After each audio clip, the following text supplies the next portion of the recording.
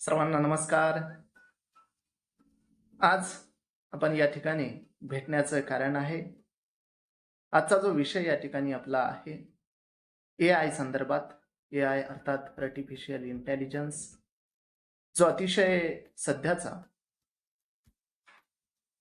जो महत्वाचा विषय आहे आणि या भविष्यावरती जो कमांड घेऊ पाहतो आहे, आपल्या मानवतेवरती जो कमांड घेऊ पाहतो आहे, मानवतेवरती राज्य करू पाहतो आहे.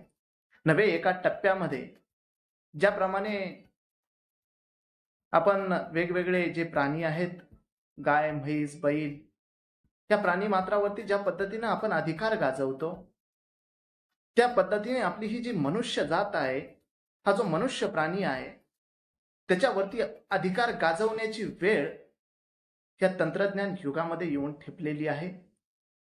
आणि त्या युगाचं ही जी आत्ताची सुरुवात आहे असं मला कुठेतरी वाटतं. आणि आता नक्कीच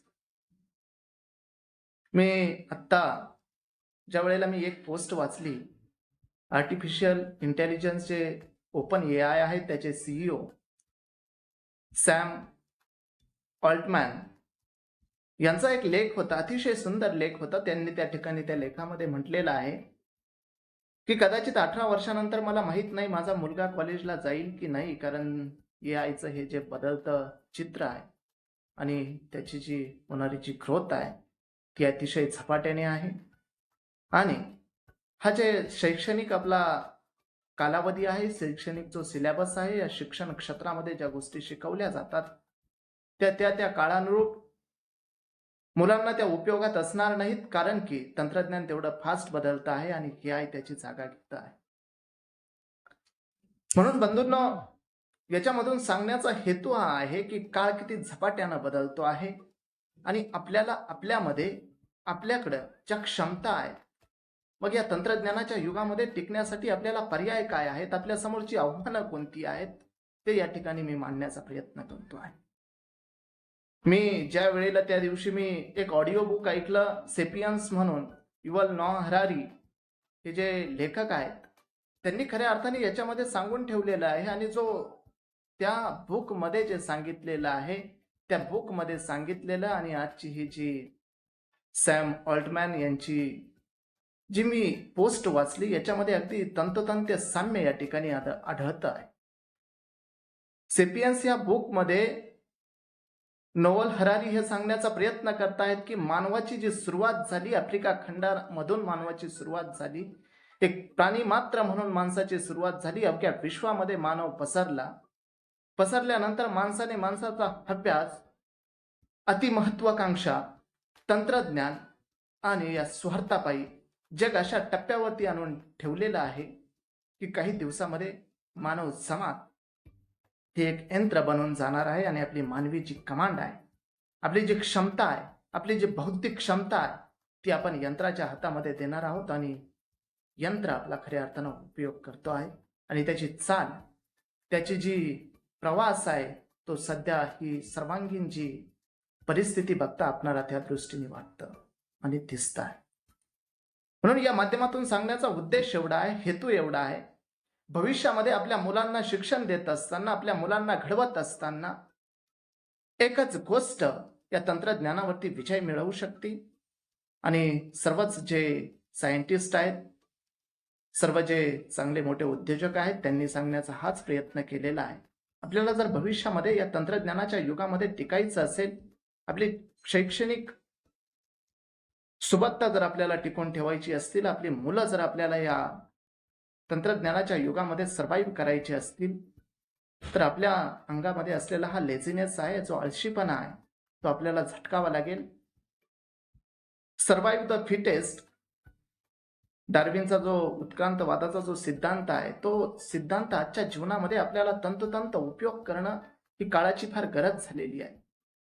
जर आपण फिट होऊन सर्व्हाइव्ह जर नाही झालो, तर आपण लुप्त होण्यासाठी, आपली जमात लुप्त होईल हे सांगण्यासाठी पुन्हाही भविष्य करायची या ठिकाणी गरज नाही.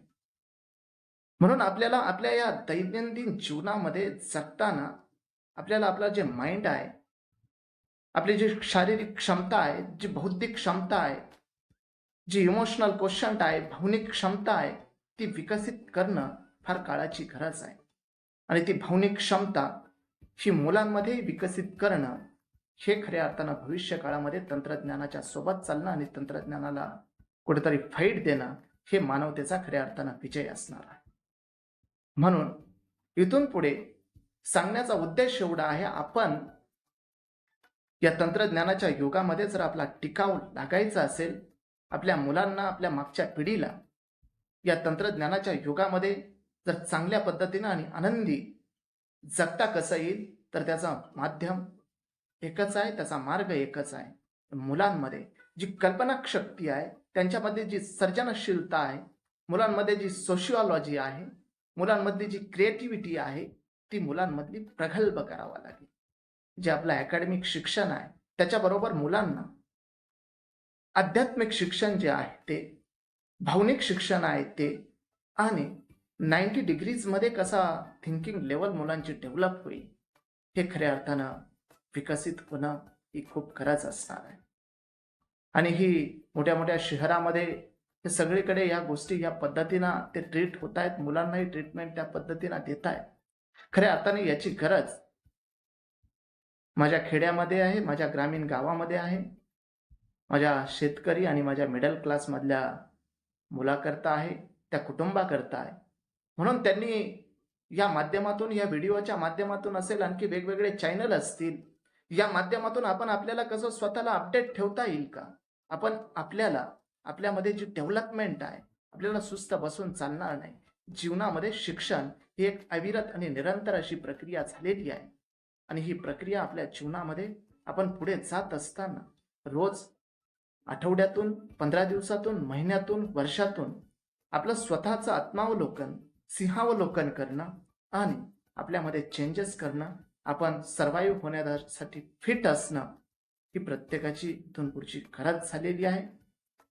म्हणून आपण आजच्या या व्हिडिओच्या माध्यमातून, या प्रिया एज्युकेशनच्या माध्यमातून आपला आजचा हा संदेश आहे, त्या AI सोबत जर आपल्याला टिकायचं असेल, टिकाव धरायचं असेल, तर आपल्याला आपल्या जीवनामध्ये ज्या पारंपरिक गोष्टी आहे, आपल्या अंगामध्ये जो आळस आहे तो झटकून आपल्याला फिट व्हावा लागेल.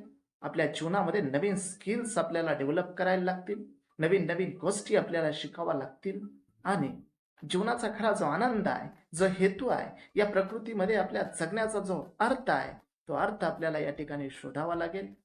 त्याच वेळी खऱ्या अर्थानं आपलं जीवन सुखी समृद्ध होईल आणि या तंत्रज्ञानाच्या युगामध्ये आपला कुठेतरी टिकावं लागेल. आपण आनंदाने या सृष्टीचा, या पृथ्वीचा आपण आनंद घेऊ आणि सर्वच हे जीवन, हे मांगल्यमय जीवन सर्वजण आनंदी जगतील. हे जन, हे विश्व आनंदी होईल असे मला वाटते. धन्यवाद.